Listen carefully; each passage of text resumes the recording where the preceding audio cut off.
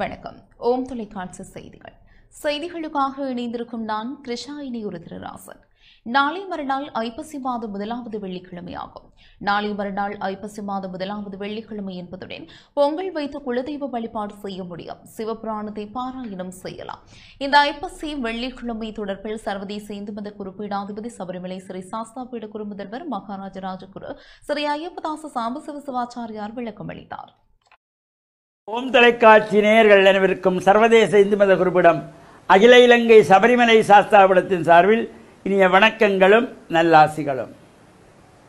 வருகின்ற வெள்ளிக்கிழமை ஐப்பசி மாதத்தினுடைய 1வது வெள்ளிக்கிழமை, ஐப்பசி வெள்ளி. இந்த ஒவ்வொரு மாதங்களிலே ஒவ்வொரு கிழமைகளுக்கு சிறப்பு. இப்போ இந்த ஐப்பசி மாதத்திலே வெள்ளிக்கிழமைக்கு சிறப்பு, ஐப்பசி மாதத்திலே பரணி நட்சத்திரத்துக்கு சிறப்பு, கார்த்திகை மாதத்திலே திங்கட்கிழமைகளுக்கு சிறப்பு, ஆடி மாதத்திலே செவ்வாய்க்கிழமைகளுக்கு சிறப்பு. அந்த வகையிலே இது வார ரீதியான விரதம்.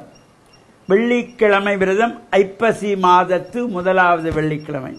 அனைத்து ஆலயங்களிலும் விசேஷமான பூஜைகள், வழிபாடுகள், அபிஷேகங்கள், ஆராதனைகள், உற்சவங்கள் நடைபெறுகின்ற பொழுது நாம் சென்று பிரார்த்தனை செய்வதோடு இந்த வெள்ளிக்கிழமைகளிலே காலையும் மாலையும் சிவபுராணத்தை நாம் பாராயணம் செய்கின்ற பொழுது நமக்கு ஆலயத்துக்கு செல்ல முடியவில்லையா, வீட்டிலே இருந்து சுவாமி அறையிலே மஞ்சள் தண்ணி தெளித்து சாம்பிராணி தூபமிட்டு தீபங்களை ஏற்றி வைத்து மலர்களை பறித்து சிவபுராணத்தை பாராயணம் செய்தாலே அந்த வீட்டில் உள்ள அனைத்து சிறப்புகளும் நன்மைகளும் நம்மை வந்து சேருகின்ற வகையிலே, லக்ஷ்மி கடாட்சம் கொடுக்கின்ற வகையிலும், நம்மை நாடி வருகின்ற துன்பங்கள், துயரங்கள், சுகங்கள் எல்லாம் விலகி வாழ்வில் உயர்வுகள் பெறுகின்ற வகையிலே இறை பிரார்த்தனைகளை இந்த வெள்ளிக்கிழமையிலே செய்வது, அதிலும் இந்த ஐப்பசி வெள்ளிக்கிழமை ஒரு தனித்துவமான சிறப்போடு கூடியது. ஐப்பசி மாதத்திலே வருகின்ற ஒவ்வொரு வெள்ளிக்கிழமைகளிலும் முடிந்தவர்கள் பொங்கல் வழிபாடுகள், குலதெய்வங்களுக்கு பொங்கல் வழிபாடு செய்து கொள்ளலாம். அல்லது அருகிலே உள்ள ஆலயங்களிலே ஒரு பைரவருக்கு பொங்கல் வைத்துக் கொள்ளலாம், அம்பாளுக்கு பொங்கல் வைத்துக் கொள்ளலாம்.